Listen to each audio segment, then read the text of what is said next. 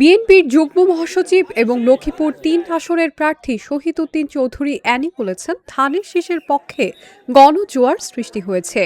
নিজের ভোট প্রদান শেষে এই মন্তব্য করেন। লক্ষ্মীপুরবাসী ঐক্যবদ্ধ থেকে আগামী দিনের উন্নয়নের ধারা অব্যাহত রাখবে বলেও আশাবাদ ব্যক্ত করেন তিনি। এ সময় বিএনপি প্রার্থী নির্বাচন পরিচালনা কমিটির প্রধান সমন্বয়কারী ওয়াহিদ উদ্দিন চৌধুরী হ্যাপি সহ দলীয় নেতাকর্মীরা উপস্থিত ছিলেন।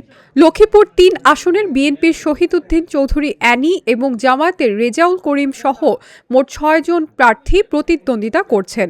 তবে এ আসনের মূল প্রতিদ্বন্দ্বিতা বিএনপি এবং জামায়াত প্রার্থীর মধ্যে হবে বলে ধারণা করা হচ্ছে।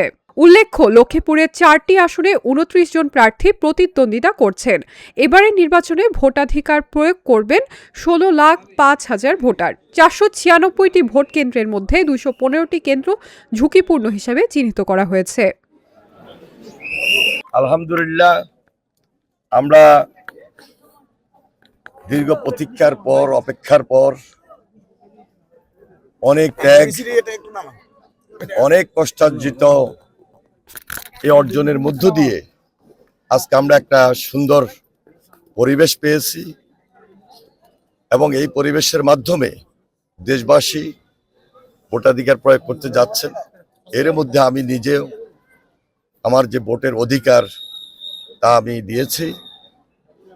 আমার বিশ্বাস এই সুন্দর পরিস্থিতি, পরিবেশ, শান্তিপূর্ণ একটা পরিস্থিতি এটা বিরাজমান থাকবে, অব্যাহত থাকবে। আমি আমার লক্ষ্মীপুরবাসীকে আন্তরিকভাবে মোবারকবাদ জানাই, সকলের প্রতি কৃতজ্ঞতা প্রকাশ করছি।